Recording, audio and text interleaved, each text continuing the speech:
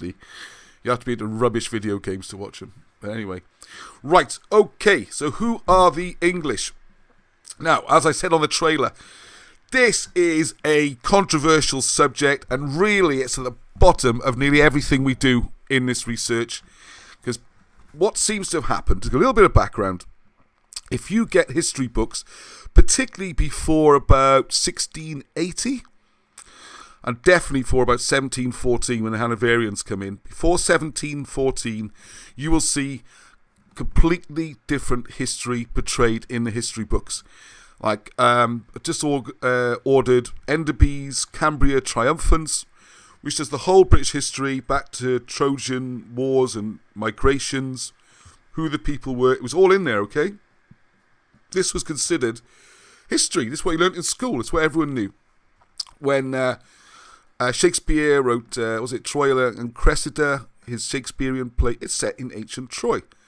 Because everyone just assumed that's how it was. That's where he came from.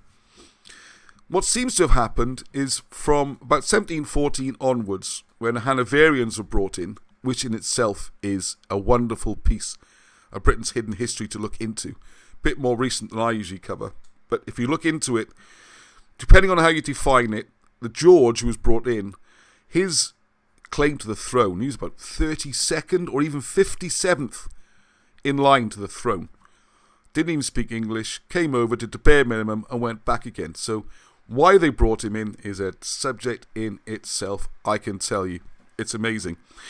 But anyway, by the end of the 18th century, of course, then you've got, first of all, American independence, turned on George III, and a revolution there. Then you got the French Revolution brewing, all the French aristocracy having their heads chopped off, and revolutionary fervour is definitely in the air. And the estimates at the time were the British public supported the French Revolution and the American Revolution, and really seemed a bit sick of their royal family.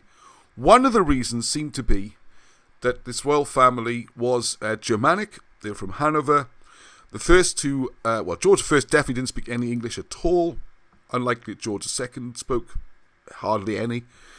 They just felt like a sort of a foreign rule put on the country, and it would seem they felt quite insecure. And who their backers were and why they were invited over to be the kings is, like I said, another story. But what seemed to be a conscious decision was made at that point to rewrite British history. And this is a lot what this whole project is about.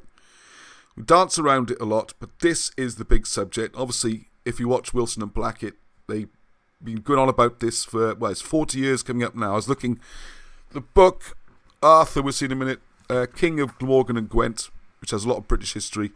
1981, that was published. So it's almost 40 years coming up, okay?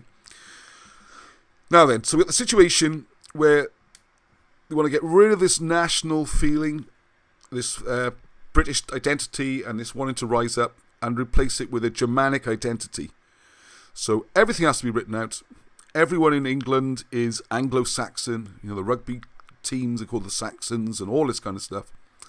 And that's what you have to get to create this bond, this unity of a Germanic nation. But is it true? Does it really look, if you look at the history of it, where does this stand up? And we'll come at the end of it, what does even the word English mean? All right, so it's quite controversial to say the least. Okay, see some of the comments there. Right, so I'm going to start right down the bottom, and it's going to be maps and stuff. I did want to do some hand drawings. It was good fun live. But anyway, printer didn't work, so forget that. And who knows, probably gone wrong. Right, let's look first of all right down in the bottom corner, the bottom tip of Cornwall. Okay, so first of all, we have the area. Now, according to the Cornish traditions and their founding stories, and you'll see this in people like, I want to call him more often, Griffith ap Arthur. Not Geoffrey of Monmouth, alright? That's a name that's been stuck on later. The Welsh name, Griffith ap Arthur, cousin of Arthur, historian, originally writing as early, way back as far as the 6th century. Obviously, copies made later. Now, the story there was Cornelius came as part of the Brutus migration round about 500 BC after the fall of Troy. Now, for those who are not familiar, Troy, if you read Wilson and Black, it's amazing work on this, and they're not the first to look at the dating of Troy. Sir Isaac Newton, back in the 17th century, was saying it's ludicrous, this idea of 1250 for Troy. Velikovsky, loads of historians looked at it since, and Wilson and Blackett, with a rare genius they have, finally pinned the dates round about 650, which ties in with the work of Melesigenes, Homer, and writing almost contemporary accounts and speaking to people who would have been there. So a few generations down, you got Aeneas, goes to set up the Etruscans, and then a couple of generations down, Brutus comes and picks up these apparently shattered tribes in Anatolia and takes them off to Britain. And that's the migration story where Brutus changes the name to Britain. All right, there's other versions, but I want to give people a general background in this video, okay? So Corineus was supposed to have been some sort of a magnificent warrior who's a close ally of Brutus. And Corineus, the story goes then, this is where fairy tale starts to get written over history and stuff, because Corineus, and I've got children's stories of Britain, and which I tell my children, and one of the first ones in there is how Corineus fought the giants, Magog and all this stuff. Well, it's probably more likely it's the Giantes. Giantes has just been mistranslated as giants. I know there's going to be comments on it. This doesn't say they weren't giants. It doesn't say that Corineus wasn't a giant. It doesn't say that giants never existed. I'm not even going down that road. The point was the people there were the Giantes. Alright, so in comes Corineus, establishes Cornwall. Now, what I wanted to bring up on Devon and Cornwall, I think most people might be familiar with what I've just said, it's quite common knowledge, is we go all the way up to someone called Doniot, who died around about 875. Now, why is he... This is where it gets interesting. This is the twist, which I don't think many people are really aware of. And I've had to piece it together a little bit. When William the Conqueror came in to invade England in 1066, it's not often realised that almost half, if not half, of his army were actually Bretons. They weren't Normans. There was all sorts of ragtags of mercenaries and freebooters and people chancing their arm. So the biggest contingent might actually have been Breton.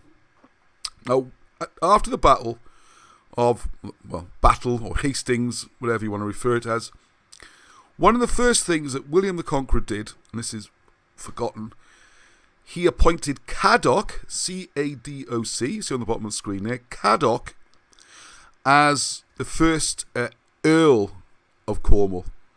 It's since been changed over time to Duchy of Cornwall, and we've got old Charlie is the current Duke of Cornwall, one of his titles. But Cadoc, and you can see it's a very British name, British Welsh style name, like Caradoc and all these people, Madoc. Cadoc was appointed by William the Conqueror.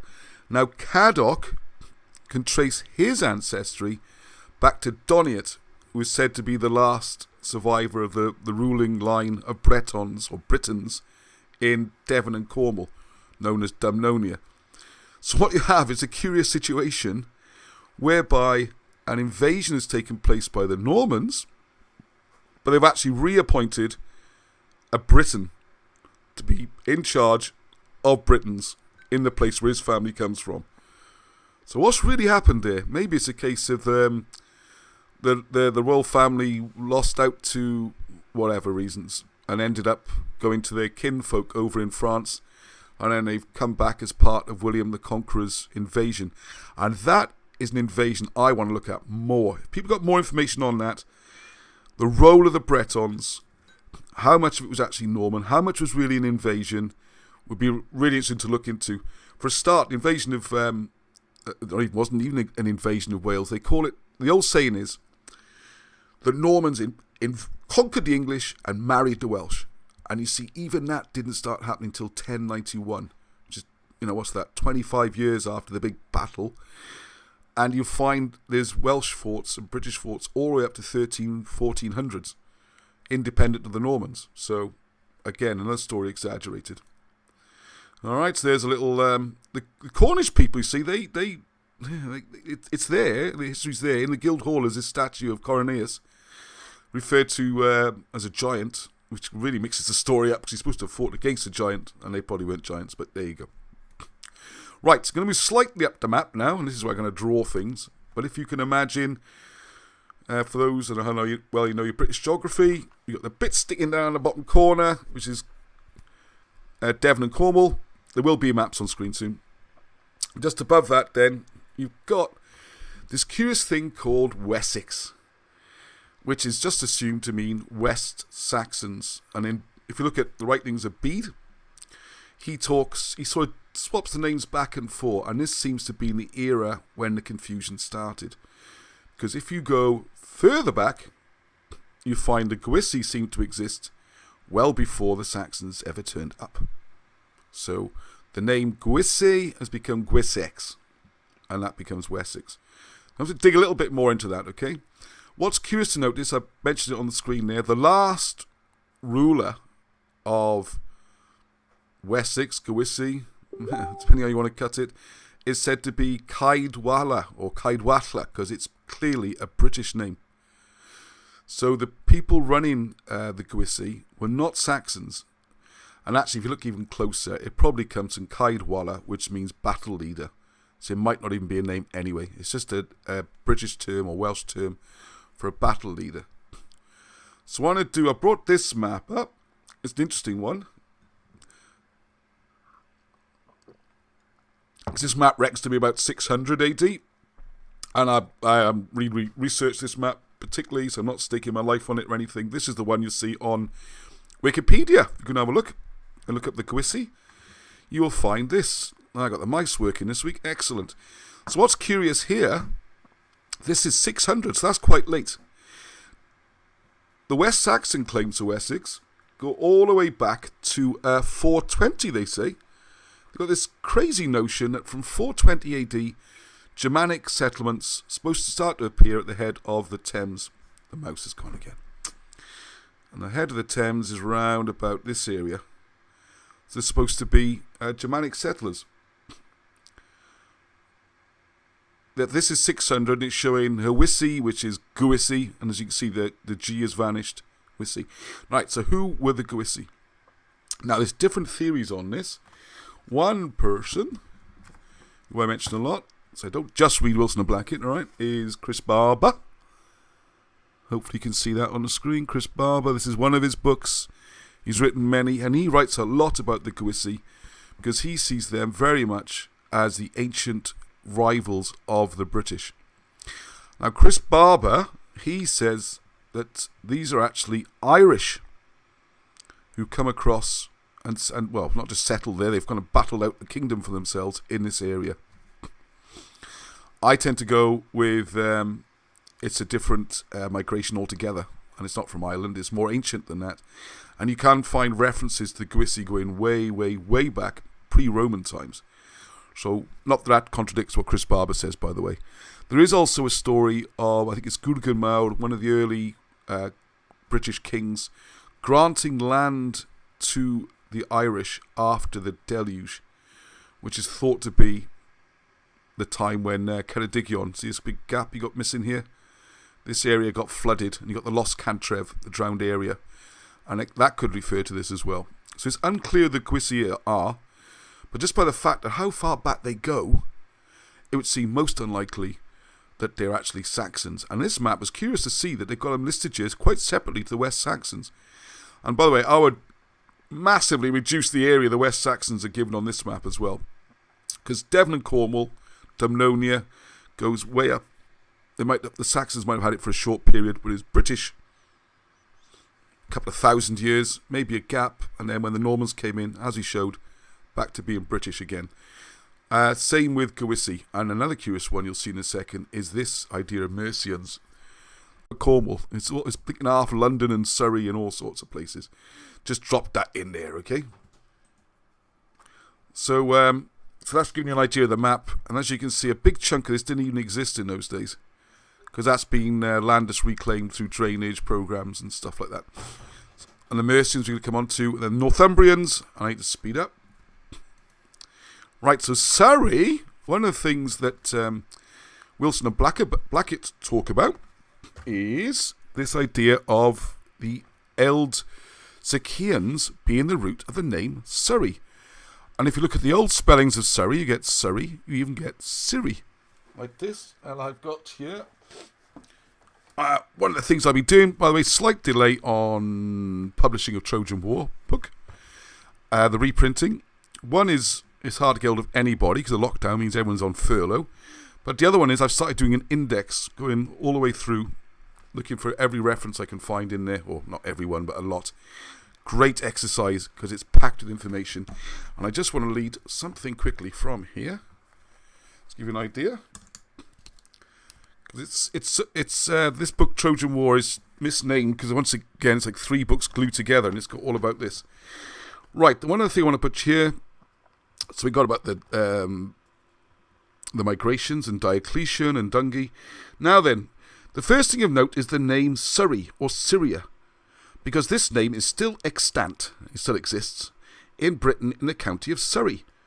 This is a name which has long puzzled philologists, and one academic in recent times wrote a paper hypothesizing that as Surrey lies to the south of the River Thames, then there's an ancient, long-forgotten Norrie, as in north to go with south. And we skim through this there. The Brutes of England references them. Now, this is the little bit reference why it's in this book as well, is because it ties in with the Odyssey, written around 650 BC by Melesigenes, alias Homer. So in this account, the voyages of Odysseus following the Trojan War, the hero has been away from home for 10 long years and presumed dead. And they're going to try and get the rich estates of Odysseus. Now, when Odysseus returns home unrecognized, he is assisted in his plan to kill these gluttonous suitors by his farm bailiff Eumaeus. In conversation, Odysseus asks Eumaeus of his origins, and he is told, "You are asking about my early days. Let me give you the tale. There is an island called Syria, or Syria. You may have heard the name, out beyond Ortega, where the sun turns in his course." And that's the Odyssey, book 15, verse 403. So Wilson and Blackett explain this. So where the sun turns in his course implies the way in the far west from Greece, out beyond the Pillars of Hercules, which is the Gibraltar Straits. Ortygia is thought to have been the birthplace of the goddess Diana and of the god Apollo. And the Brutes, which is the English records, record the god of Albine of Britain as Apollon. Apollon, god of Britain. Ortygia is the name of a small island in Sicily in the Bay of Syracuse, where the fountains of Erythea rose, and once one of the 4 quarters of the ancient city, as in Virgil's Aeneid. So you go beyond Ortega, is far to the west, beyond Italy, okay? So in the Aeneid, around 50 BC, Virgil also names a Rutulian prince named Ortygius, who was killed by Aeneas. And this again indicates Ortygia as Italy, and beyond Ortygia, you go on to Greece. Anyways, you can read more about that. But the point of this is there, this reference to Syrians coming from Surrey, and ties in with the migrations, and also makes it very clear that these people are not Saxons. They're way, way, way more ancient. It would seem that these go all the way back to the first Albine migrations, about 1700 BC. So actually, if the English, these people in Surrey have been in Britain 1,000 years longer than, say, the Welsh have. So, it's an interesting point. Dorset I've mentioned in here. I was going to include some more stuff on this. We got mems in the group. Dorset is ram-packed with ancient stone circles and mounds and all sorts. You've got the landing stone. This is where, for a small county, it's remarkable how much history is packed in there. You've got the stone where the original Albine landing's supposed to have occurred. Brutus Stone. There's so much there. I'm sorry to Dorset people, I haven't done it full justice. Perhaps we'll come back and I think we'll do another video on Dorset. But it's another little bit of the jigsaw pieces to squeeze in there. Now, this one. Mercia. A massive area. We are talking the whole chunk of the Midlands, okay? And that's a Welsh, North Wales, England border. I'll show you some of the maps. Is it on the next map? On here, for example, this map, I think is around, this is 800 AD. By this stage, Mercia is all of this. So I'll give you an idea. Hey, well done, me. There, look at this. Oh, I'm not on screen share. Sorry. Whoa, thank you. See, my producer doing a great job. Vigilant. Paying attention. Well done, Arnie. I think he's... There we go. Good work. Alright, so there's Mercia, okay? I'll do it again. It's got a massive area in the centre, Mercia. That sighing was not really Arnie. He's loving every second. What better way to spend your Sunday evening when you're 11 years old, eh? Doing a bit of history with Dad. Right, so Mercia is this enormous area here. I mean, this is, for a while, the dominant kingdom. And one of the things I want to point out here, and we'll see in a minute as well, in the east of Mercia, around here, and we've got Elmet and Leicestershire and places like that. When these borders change, I really want people to think more like, say, I don't know, a recent war, World War II. When the Germans rolled into France in 1939, 1940, they didn't slaughter every French person or drive them all out of the country. You know, some French went over and set up Vichy France and worked with them. Other people were supposed... The people were still French. They didn't suddenly become German. In the same way here, just because some of these territories are changing hands, like 1 minute the Saxons push, and the Mercians push, and then the Angles from Northumbria might push, or the British might push. The borders are moving. They're not constantly migrating the people around or slaughtering everybody. This is why, when you look at the modern DNA, look at it and everything, you see that hardly any, 30% is being generous of the English population is probably Saxon or Anglo or Germanic. And that's generous. And then you throw in the populations of Wales, Scotland, and the total of Britain, I know, probably 20% maybe. So you get some strange things going on. So look, we got... Oh, I need to have a fan club now, is he? Yeah, thanks a lot. A lot of Powys went missing on that map. I do apologise to the people of Powys. I see what you mean. Yeah, the Mercians grabbed a chunk of Powys. A lot of fighting there between Wales and Mercia. One of the interesting things is who were the Mercians? And I am going to refer to this book, which I've got my own covers on it. This was lovely black leather books. Arthur, the King of Glamorgan and Gwent. And I am going to read part of this because it's really well written, but just highlights. And I recommend this book for its 40 years anniversary, okay? What Wilson and Blackett have pointed out is that the story in the Mabinogi of... I always get this slightly wrong, so I wrote it down to get it right this time. Turch, the bull chase, the boar chase. The chasing of this wild boar. What is that? It's just, people think it's just a fantasy story, but these stories have always got something behind them. And the reference here is that the boar would be the boar that the Vandals had on their shields or on their helmets. That was their emblem, or even on those poles, making a kind of banner.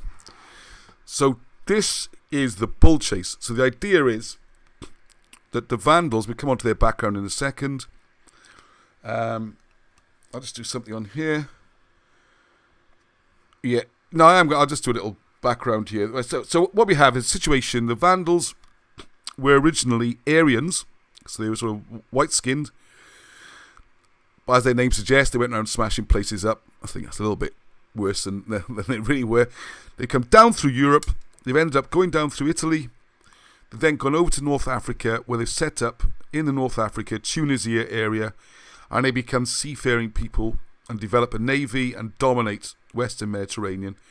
This goes on for a long time until, I think his name, Boniface, the Roman general, is finally sent to dispatch them. And what they've done is they got caught in a bit of a outmaneuvered in a way, because their main army and their main navy was away sorting out some trouble on one of the islands in the Mediterranean. So while they were gone, the Romans came in and smashed up the people where they only had young boys and old men defending. So I'm just going to pick this up on page 220. Now, in Africa, the Vandals spared nobody and no thing. Their progress down through Gaul into Spain in 406 AD was repeated. And I'm reading this because it's got a bit more detail, okay? These Vandal peoples, the Astingi and Seringi, were allied to the Skiri and Alani, who the British had been fighting up in northern France. When they crossed the Rhine and followed the course of the river Mersel and river Aisne, they sacked the cities of Reims, Amiens, Arras, Tournai, making their name a byword for destruction, and then going southward through Aquitaine and crossing to Spain in 409. Now, once arrived in Spain, the Vandals founded a kingdom under Gunderic, and where the Roman governor of Africa, Bonifacius, revolted, he recruited their help. Sorry, I got that wrong way around. He recruited the Vandals' help. In answer to this appeal, Gasseric, the brother of Gunderic, moved over across the Straits of Gibraltar with 80,000 followers in 429. In 430, the Vandals attacked the city of Hippo, where the now reconciled Bonifacius and his army were annihilated in 431, and the city fell. At this time, St. Augustine of Hippo perished also in the siege of the city. The Vandal power in Africa grew rapidly, and they built a great fleet to pursue their ravages and still spared nothing and no one despite a treaty with Rome. A fleet was sent from Constantinople and another treaty signed, and on top of this the emperor's daughter Eudocia was betrothed to Gasseric's son Heneric. So the Vandals got Valentinian's daughter and most of the Roman lands except Carthage. Now, as we've noted, Gasseric tore up the treaty and took Carthage as his naval base in 439. So this gave him the platform for a systematic destruction and raiding. Now then, over in Africa, the Vandals were hated by other peoples, and they were in fact the only Aryan race in North Africa. Their power lasted, and this is the dates become important, until 548, following continued wars with the Eastern Empire from 533 to 548, when Belisarius defeated them and the Berber population as well revolted against them and basically kicked them out. So you had this white-skinned Aryan Caucasian race kicked out of North Africa, and then you read then in Spain, Justinian held the south coast, formerly held by the Vandals, and controlled both sides of the Straits of Gibraltar. The Visigoths were in Spain and the Franks were in France. So what they've done, they've gone further north. To cut a long story short, they've ended up in Ireland. This is where it ties in with Arthur's tales, because we're into his era now. So he has taken his army and fleet over to Ireland, and he's trying to pursue them to tie them down in a battle and destroy them. He's now being outmanoeuvred. As he's gone to Ireland, they've come the other way and they come into Wales. So if you read the story in a Mabinogi, you hear about the little piglets, and that is the lesser kings of the Vandals spreading out in their usual way, like almost like a Napoleonic thing, with a corps, and each one's going around smashing up different parts, and the army's coming through, destroying Wales. So you've got the stories then of how this bull in the what's portrayed as a children's story, a bull, a big pig, is smashing up whole cities and areas. Well, of course he can't do that, but an army can, and these armies are rampaging through. Arthur's chasing. And then some of Arthur's younger generals are out pursuing. And this ties in with possibly the death of Naui, Arthur's son Naui, who we mentioned on last week's chat. It seems that he was ordered to scout and follow and watch, and he's got himself embroiled in a battle and got himself killed. So the Mercians finally get pursued out of Wales, and they end up in this sort of area here. So if you're from Liverpool, Cheshire, any of those areas, a good chance you might be a Vandal. How exciting is that? Might not have known that before. So we've got the Mercians are Vandals. How weird is that? And when you see them, people that area, blonde people, that kind of thing. Of course, more recent times you got Irish inflections and Scottish inflections, whatever. But that's a good chance where your background is. I bet not a lot of people in that area know that. On this map, you can see The area taken is huge. Yeah, thank you, Robert Pierce. So Legolas there, he's saying, yeah, if you look at the other histories, this Mercian kingdom just appeared out of nowhere. Who is it? And you can tell from the way Bede writes about them, they are not Angles or Saxons. They are clearly not related. There's no connection there. One of the things Bede complains about, he complains that the British have done a very poor job at converting the Mercians to Christianity, which is a ridiculous comment if you think about it. If they were the same people as the Angles or Saxons, then why are they going to do it? Because they're not. They're bitter war. Another big clue, if you look through the Welsh histories, and you go back to the treacherous Long Knives where they killed all the Welsh princes, the British would have no truck at all with Saxons after that. There was a bitter death hatred. They would not ally with them. Yet you see them allying with the Mercians, such as the King Penda. And the other thing, which I highly urge to do, I think I might even do a whole video just on the Mercians, because you can go through and you can see the whole list of their kings, the names, how the names tie in with Vandal names. You can trace it back to Roman history. It's another brilliant piece of research from Wilson and Blackett, and I urge people, you could buy this book, Arthur, King of Glamorgan and Gwent, just for that story alone, and I'll be doing videos on it. It's wonderful, very interesting, and extremely convincing, because he also gives the family trees of who the Mercians are in it. Right, so there we go. That's the Mercians, alright? Further north, I know we've got a lot of Scottish fans like Janet and that. Thank you, chipping in every week. At this stage, it is really confusing. A few words about Scotland, because you've got what's called the Scots, the Scotii. They're in Ireland. There's a few start to arrive in this part of Scotland. So you've got like the British here, Bernicia, you've got Northumberland, and the Picts have got a large chunk at this point. This is after Arthur's driven them back and reclaimed a lot of this land. So again, another confusing story. I mentioned this on here because you've got Northumberland, and also what's sad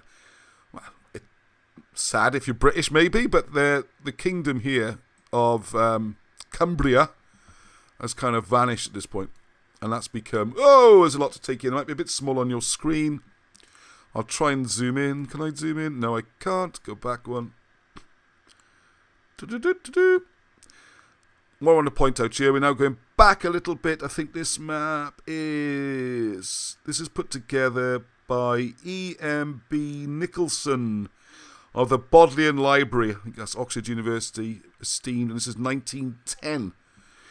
And the reason I put this on here is twofold. One, I wanted to point out that recently is 1910. They were still saying this was British here until 469 at least. This is the Leicestershire area. And that's where you've got King Clear, I think his name was. And they were fighting there and holding out to that territory. And again, it's important, because a lot of assumptions are anything that's found in this area, anything at all, Sutton Hoo, Lexington Mounds, all that kind of stuff, automatically Saxon, because they'd already taken this area and done this bizarre push. Seems like the only invasion in history, when instead of just taking the country like you normally would, you're actually, wiping out all the people or something. It just doesn't fit with what normally happens. And the other one I want to put on here is Elmet. And I got a lot more to say about Elmet, because the Elmet kings, and thank you for people getting in touch with me, think that good to see it mentioned, evidence them going to at least 619 AD. And I think, again, that's going to be another separate piece, because the Kingdom of Elmet was very interesting. It's clearly British linked, or British in some way, but also clearly independent. Another type of people. So quick, a little bit of a recap here. So far, we've got Devon and Cornwall, Dumnonia. They've got their own origin history, goes all the way back to possibly 1500 BC. Oh, and my mouse. Come on, mouse. Why did you disappear like this? There we go. And then you've got the Gwisi, which I would say is a bigger area, was shown on an earlier map, which then somehow gets changed to Wessex. It is, I don't know. That's the Gwisi. And they could be an early migration or even Irish, depending on your point of view. So the West Saxons will actually be this bit. And of course the question comes in, Alfred the Great, the famous Alfred the Great, who was he? Was he actually British? Oh, excuse me. Oh, dear. Wouldn't that be great? Guess there's not much evidence of Alfred, apart from what he wrote himself, supposedly, and the fact he brought in Bishop Asser, who was from Wales. This is like a joke going into the pub, because he brought in a Scotsman, a Welshman, and an Irishman to teach his people how to read and stuff. And Asser, Bishop Asser's the famous one, and I've forgotten his Welsh name. It's not Asser, his Welsh name, of course. Cadman, I think it is, something like that. I need to check that. And they wrote the histories, and we'll come on to a minute. What exactly is the language of English we're talking about? Because Bede also seemed to use some Welsh scribes as well. And if there's no written English before then, Bede was to write the first document, so is he inventing a whole written language? Is he transposing? Some people say he wrote in Latin, and then he got changed into some sort of Anglo-Saxon, which doesn't really mean anything. Was it Anglo or Saxon? Anyway, later. Confusing. All right, so a little bit about the north. Yes, I have written a bit more about the north, because here's Cumbria. The clue is in the name. Wales is Cymru. This is Cumbria. And there's Elmet. You see at this point, I think this is, yes, this is up to 650. Elmet's in a really powerful strategic position. It's where the roads join, and it's the connection between the British, and which would be Angles by now around here, probably. But that seems to be exaggerated. I mean, look at it. We're talking about boatloads coming over, as opposed to a population of millions. So how much influence did they really have? All right, this is the question we're getting to. So here's Cumbria. And again, you can find all this Wikipedia. Look up Elmet. And I got this here. Hen Ogleth, the Old North. Wonderful. And this is called the Gododdin, as in the poem. But I think that's a confusion. The Gododdin is... it means the Northerners, but I don't think this is what it refers to. But anyway, and you can see the Picts up here above the Antonine Wall. And a quick trivia question for you. Who built Hadrian's Wall? And it's not the joke, like, where's Hadrian's Wall around Hadrian's Garden? It's not one of them, right? It's called Hadrian's Wall. Was he actually the emperor when it was built? And I'll give you a clue. No, he wasn't. It's not built by Hadrian, okay? Hadrian built some palisades and a few towers and not the wall, all right? Anyway, getting towards the end now. Like, if your Arnie's he's had enough. No, he's enjoying it, he says. Oh, good boy. Yeah. And he's loving the fact he's getting more comments than I am. Right, Cumbria. So there we are. Now, the other one then is Seni and Brigantes. Now, I mention these because these are massive, powerful peoples. They're always referred to as tribes. I prefer kingdoms, all right? I don't see why we have Saxon kingdoms and British tribes. It doesn't make any sense. They call themselves kings. They had established borders. They've been there for hundreds of years, if not 1,000 years. They call themselves kings. Let's call them kingdoms. Is that all right with everyone? We call them kings, okay? Tribes is a kind of... the semantics are important. It's a kind of implied barbarism, which is another thing introduced at the beginning when I mentioned the thing about the whole idea of a Germanic past being invented or pushed from about 1800 onwards. People like Bishop Stubbs and people whose books I got over there, like Edwin Guest. These kind of, they're religious maniacs, really. And they were more interested in pushing the idea of the British going back to Noah through some sort of Aryan hereditary. I mean, honestly, I got Celtica there. Where's it? Can you pass that one, Arnie? Origin is Celtica. That's it. Yeah, either one. There's 2 volumes. It's a massive thing. Thank you very much. Take my temporary cover off so you can see this book cost me a blinking fortune, this did. It's a very old copy of the Origines Celtica. And you want to read the kind of stuff in here. You can see all my references. I don't know if you can see. You can't really see them off the camera. Why am I off the camera? Oh, there we are. Anyway, all these little references all the way through it. Fascinating. You want to see the stories in here about migrations and how the British got here and the barbarism and the biblical roots. When people say Wilson and Blackett come up with some daft stuff or it's not properly researched, read the mainstream. Get the old books out. Read what these lunatics are writing. It's bonkers. It's like this idea of sort of super race, you know? It's racist. It's to do with trying to make everything tie in with the dating of the Bible. They've got weird ideas. And that's now our mainstream history. If anyone, an academic or something from 1600s or 1700s saw this, he'd be like, what? Where's this come from? And there's no references to where it comes from. He doesn't suddenly say, as shown in blah, blah, blah, or something like that. For an academic tome, this, because he even talks about the chapter 1, right? A little bit of a rant here. Chapter 1.1, what are you laughing at? Arnie present, it's ranting time. Thanks, Arnie. I'm getting sledged by the producer. That's not right. He even talks about the Kimmeroi and the Cimbri. Chapter 1, page 1. This is a hit piece, this book. First thing he does is write about the Kimmeroi and the Cimbri and tries to shatter this view of the history, and he makes out some land migration and whatever. Try and read it. I don't know if you can get a copy, free PDF or something. I paid a load of money for this back in Hayes bookshops. Back in the day, I didn't know any better. But yeah, I'm glad I got a copy. I read it all. Yeah. Glad I did. Glad I'm going to read it again. You know, one of those kind of books. Alright, so here we go. So by 800, we're looking at this picture. Seems more like it to me. The big change I would make is Wessex actually West Saxons.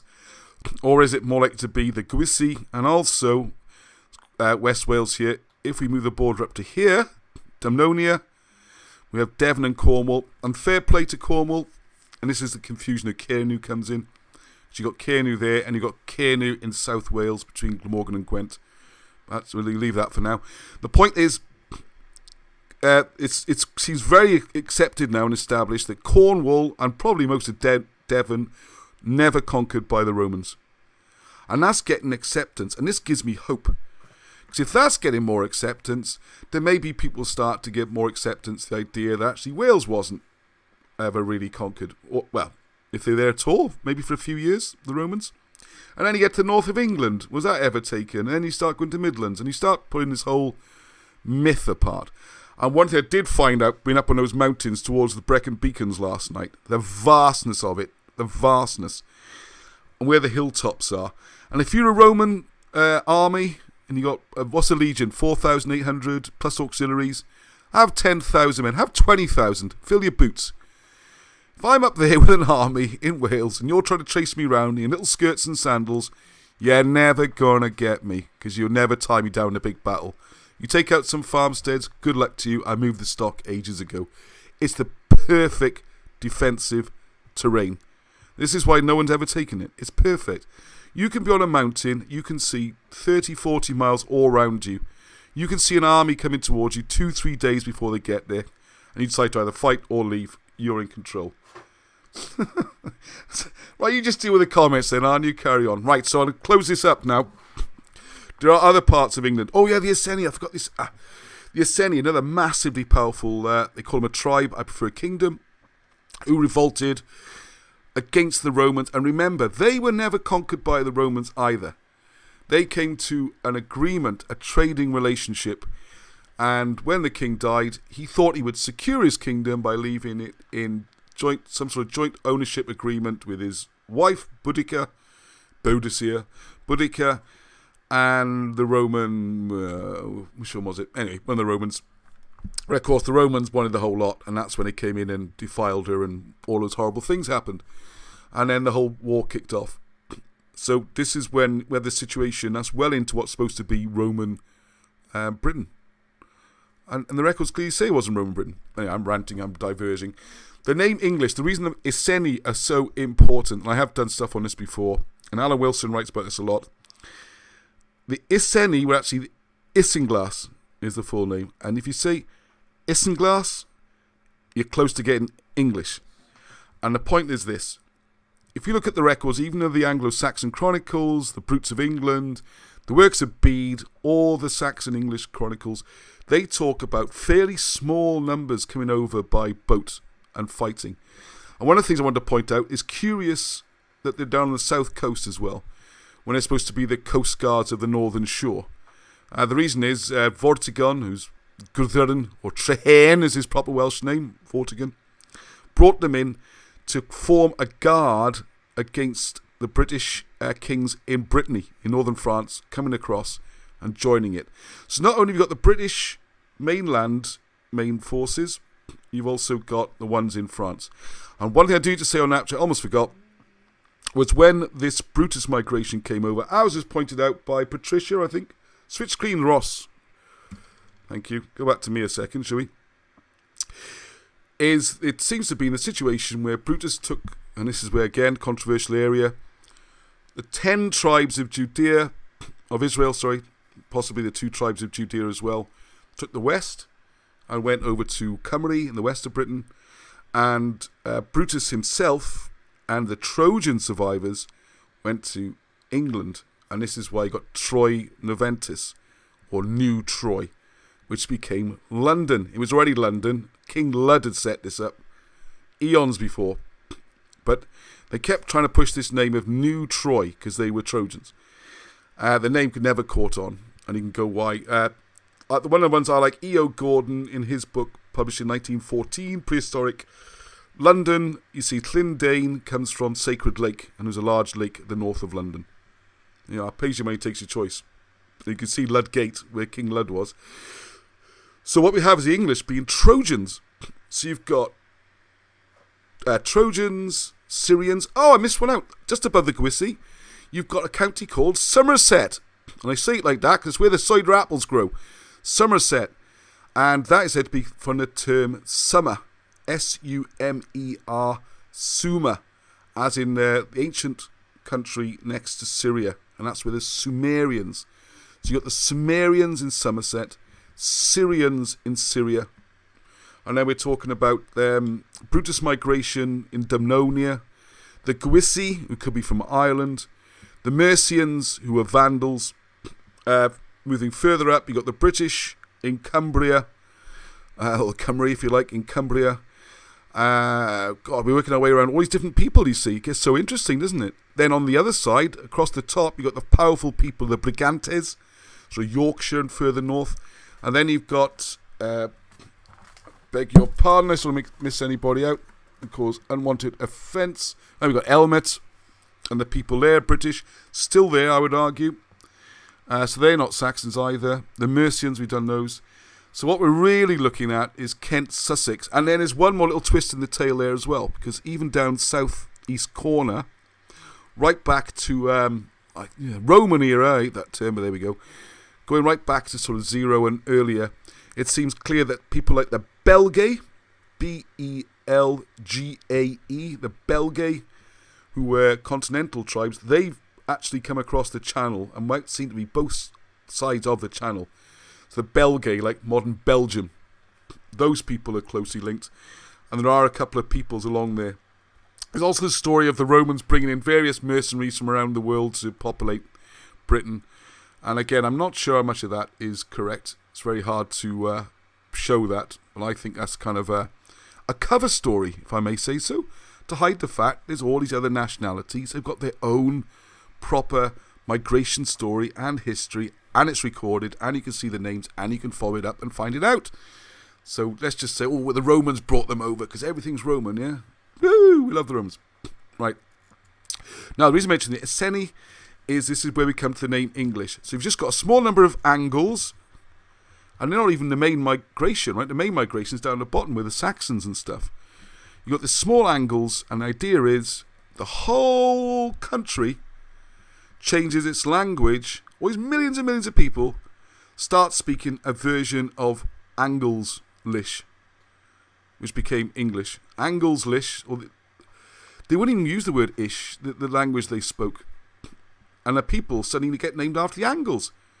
Why? You've got a bunch of people right up in the northeast, sort of Jarrow and those areas, and you've got people like Bede who never left that area, knows nothing about the rest of Britain, why he's seen as the font of all knowledge on Britain, where he never left Blinky in the Jarrow area, is amazing. And so the whole country's renamed itself as Angles, because the story goes some Romans saw a blonde Angle and thought she was so beautiful, they looked like angels. I mean, it's just, think about it, it's nonsense, it's rubbish. Far more likely, Isinglass. And this is why you find a situation where Welsh people can still, so recently, they're ruining the Welsh language in the last, well, particularly the last 40, 50 years. People who used to speak old proper Welsh or South Walian dialect Welsh can speak with Bretons. because they have a similar language link.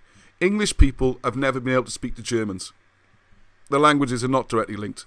The idea of them being Germanic was invented in the same way the idea of England, Wales, Scotland, Ireland being Celtic was invented. These are invented ideas that have been pushed on us more recently. Isinglass becomes English. The people and the language. The most dominant people, the most dominant language. And if you studied more into it, and go to the old dictionaries, you'll find all the Welsh words and English words do correlate. There's going to be a difference, and this is going to be a little bit controversial to my Welsh friends. Most English would seem to have been in Britain 1,000 years before the Welsh. The Cymry, the Lost Tribes, turning up 500 BC. A lot of these English, old Sicarians and Sumerians and people like that, even maybe the Gwisi, could have been there 1,000 years already. So who are the original English? Who are the original British? And why are they called what they are? So there you go, folks. I hope you enjoyed that. I got through it. Yay! Do I start to look tired now? No, I'm not. I'm fine. Right, what sort of comments we got there, Arnie? I understand a lot of the Cornish. I'm Welsh. Oh, that's interesting. Alan Reese is saying he can converse with Cornish people. Well, that makes sense, wouldn't it? There we are. And Truthvid says English comes from the Angles tribes. Well, there we are. Hopefully I've dealt with that. And I would say it doesn't.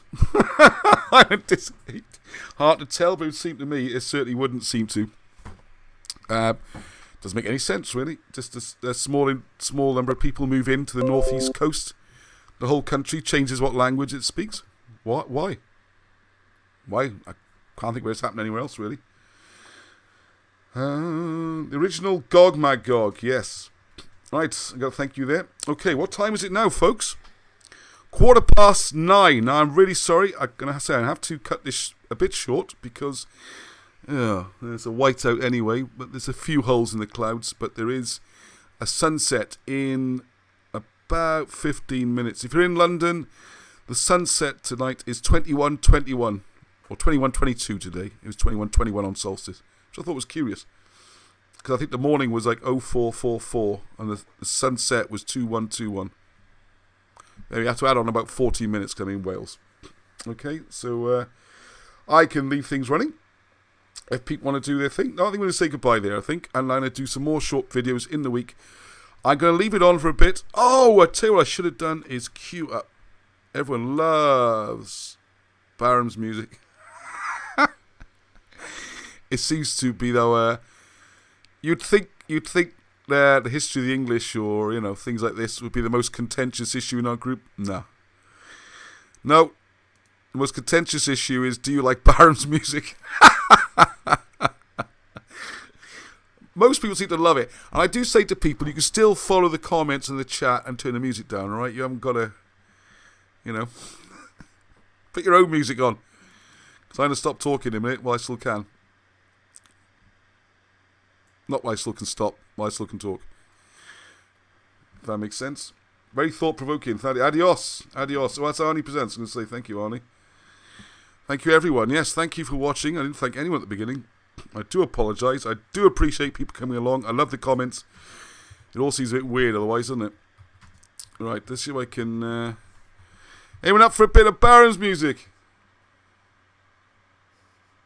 Can you talk about Merlin... Emrys, I think. Oh, Merlin Emrys. Sorry, that makes more sense, doesn't it? Yes. I'll make a note for next week. And I apologise to people I made notes for last week. But I have been sleeping on hills in tents last night and late nights and early mornings. That's the one thing about... here we go. It's going to stick now, isn't it? I'm going to shut things down. It's one thing about the winter solstice. It might be colder up in December, but the days are a lot shorter. See, I haven't got the situation. Oh, one last thing I want to say as well. I will have this index done on Trojan War, and it's the start of a bigger project. I've realised how useful it is. And thank you to Mrs. C, who's very private. I'm not going to give her full name. But I said about the reprint, you have to include an index. And she's right, of course. Because one of the things you find with these books, like in situations like this now, when people are asking questions, you think, there's 9 books, where is it? I know it's in there somewhere, and I remember most of it, but it'd be nice to be able to just say, Here's an index. Like Merlin was just asked about. Merlin Emrys. Oh, there he is. He's in Arthur, King and Glamorgan and Gwent, and he's on page 128. And I go, oh, there you go, folks. So I'll try and make that available for everyone, okay? Come on, music. You got anything else? All right, good night to all. I think that's Rob. Rob's going to bed, yeah. Yeah, he was there last night as well. I bet he's shattered. I'm sure I slept a little bit. Right. No start, yep. Okay, I think we're the Covenant Man. Covenant Man, yes. Right, okay, well, thank you very much, everyone. And so we'll have to cut it short tonight. Hope you enjoyed it. I've got so many short videos to put up. I'm going to try and get them up during the week, okay? Can you hear any music or anything there on? No music. No, so... Oh. Thank you, Franny, as well. Oh, it seems to have jammed anyway, so okay. Is that your internet, though? Yes, this internet. Do you want to come and show your face? Say goodbye. With the headphones on. You look cool with the headphones. There he is. Hello. Bye-bye from him and... Bye-bye. Hello. Bye-bye from yes. me. Alright, I'll put the music on and I'll leave the... Have you got a nice picture I could put up? Not really. So not as organised this week. Alright, bye all. No star. Until the next time. Come on, Baron. Play me out.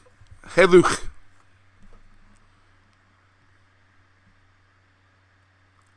Yes, here it comes.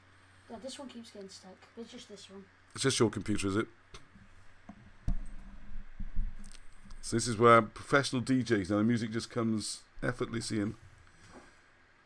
Get on with it, Ross. I'm only here for the music. Well, I put some for sale. You can buy a copy on the internet, Ned. On the internet. Yep. It's threatening to play. It's threatening to play. Here it comes. It's on my screen. It says... We're starting on track 5 for some reason. I don't know why. Come on. I want sound. Volume. Come on. Da, da, da, da, da. Shall I just sing them? Because I know them all now. What's this? What else we got? Ross, get your PayPal up. Oh, thank you very much. I've got PayPal. Ross at cumroglyphics.com. And we've also got... Oh, my goodness. I meant to mention that. There's also a Patreon account that started. That's not what I was getting excited about. I want to thank all those people who've been donating towards getting Wilson and Blackett a new computer. I think we are just about there. I'd like to get a printer as well, if you want to put some cash in the bucket. Say Patreon or PayPal, Ross at cameraglyphics.com. Send me checks. People even say cash. Got checks. Thank you very much. And our running total is 450, 460, I think, something like that. So we get a decent little notebook computer.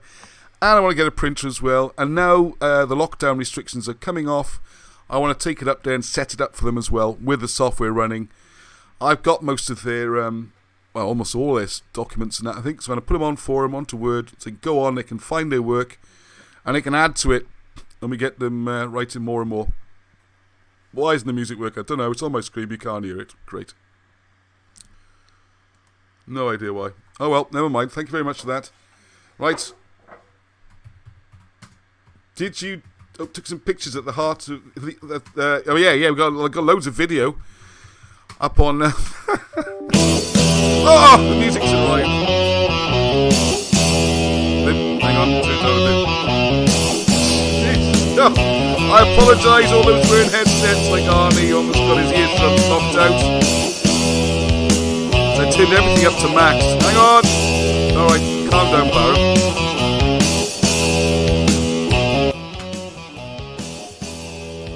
Yes, took loads of video up on the mountain. I also left it running for quite a while, so you can watch the sunrise. Well, at least you can watch the clouds getting brighter. But still, the views are stunning. The views are stunning. Ross got delivered a cheeseburger on the hill last night. I've been stitched up. It was Rob's idea, and thank you to Zoe for actually driving up the mountain with hot cheeseburgers. It was the most pathetic attempt at camping by me, it really was. And then I had all these visions of cooking, like with a little stove, and do myself some beans this morning and all that. No, I had a couple of bits of bread, nothing much in it. And then we went we jumped in Rob's 4x4, went down, and Zoe cooked us a full breakfast. Sausage, eggs, bacon, a lot, you know. Oh dear, yeah. Anyway, people are logging off. I got to go as well. I'll leave you this amazing music, which I know is where you've been putting up with me for the last hour. So you can have the music.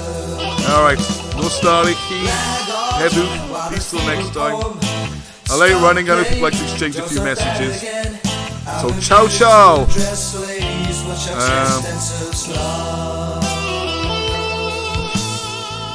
If you only could conceive just what you mean to me. My heart is pounding at the thought of you. Bam, bam, bam. Your perfume is so fine. That's last week's caption, but anyway, I gotta put something up so that people know where it ended effectively. Bye bye. No apology. Scream for the new technology. There's a lie in every million that say go sour. Laggard, what a feeble poem. Stop playing, don't start that again. I'm abused to address ladies with success that serves love. If you only could conceive just what you mean to me. My heart is pounding at the thought of you. Bam, bam, bam. Your perfume is so fine, and you are always mine. Sly eyes, let me be with you. Sly eyes, come and see me too. There's a lot I'd like to tell you that you'll find interesting.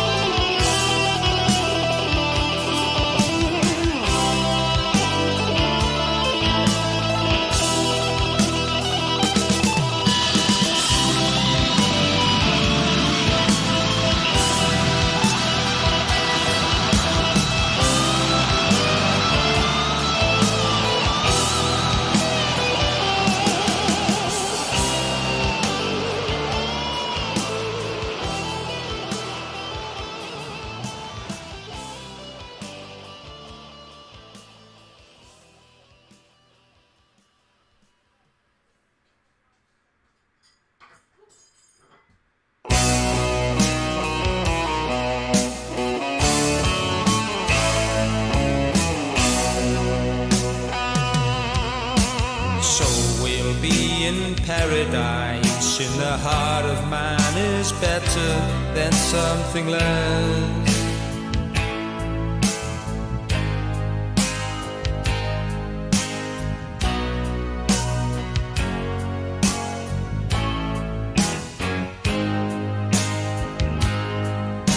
The first time we met, something strange inside happened.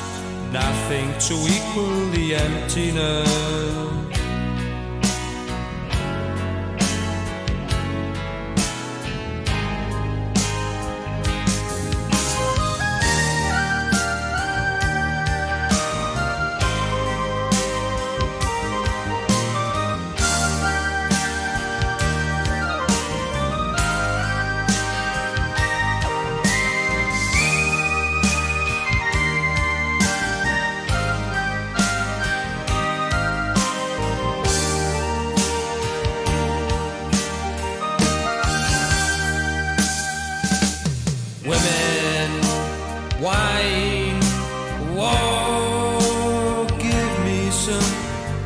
chap shall truly get tired in due course.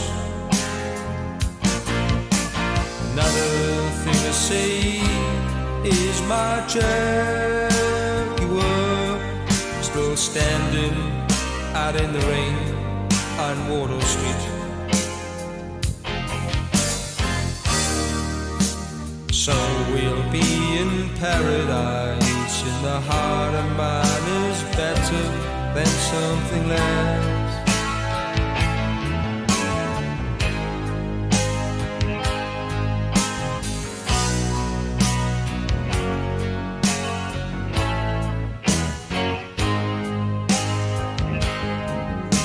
The first time we met, something strange inside happened. Nothing to equal the emptiness.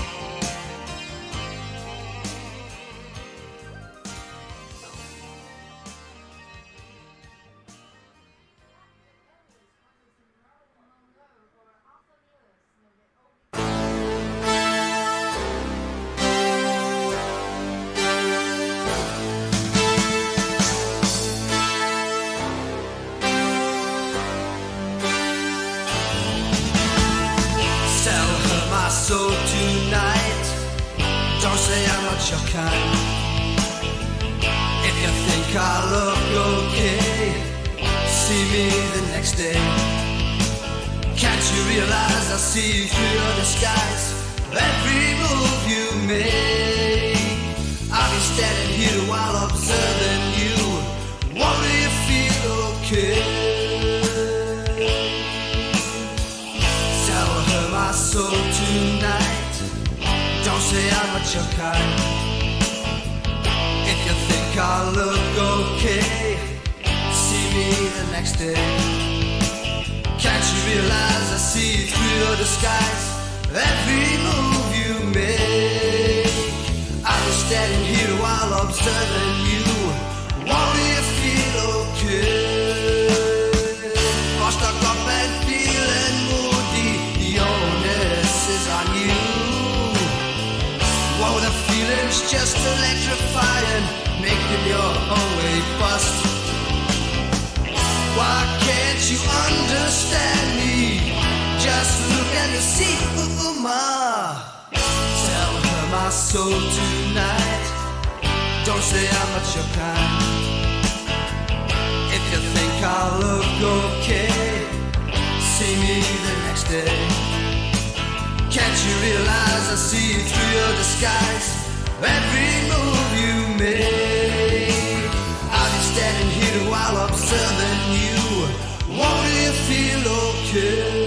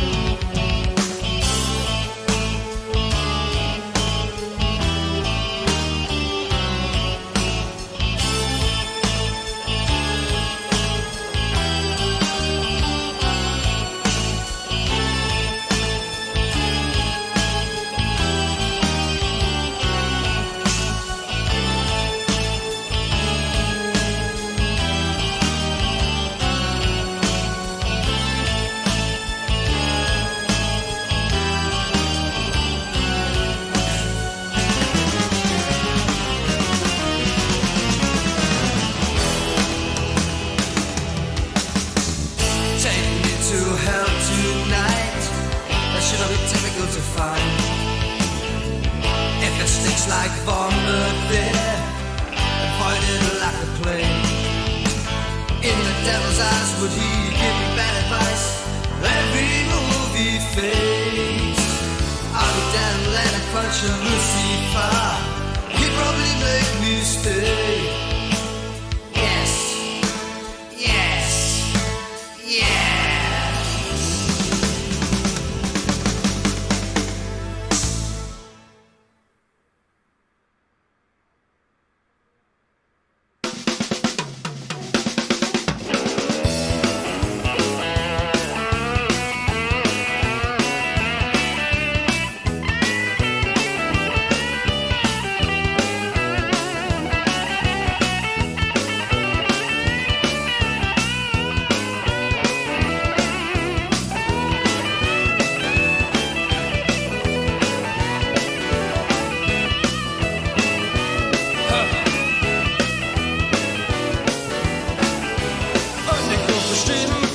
Such a bad man's town.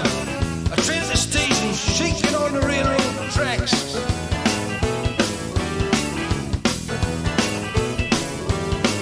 There are no good areas, no baseball. I'm going on this central line. There are gas fires burning like hell. Hey, mister, what am I gonna do?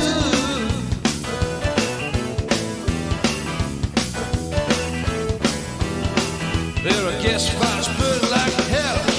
Hey, mister, what am I gonna do?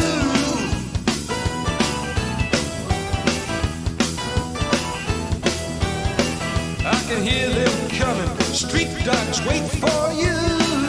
What am I gonna do? There's a guy and a girl driving down the highway. You can tell. Even in the misty rain. Alright, thanks, Baron. It's playing me out there. It's too cloudy. You can't see the sunset. Gutted. The winter solstice is where it's all at anyway, really.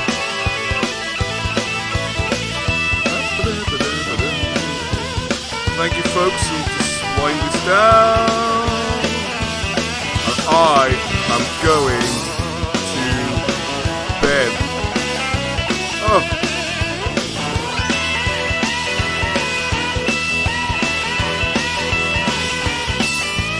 Baron on his Gibson there, by the way. Gibson guitar. Okay, thanks everyone. There's a few people still online. I can't see any messages though, so I'm going to leave it end. And hopefully little video almost every day this week. So much to share and catch you. Bye.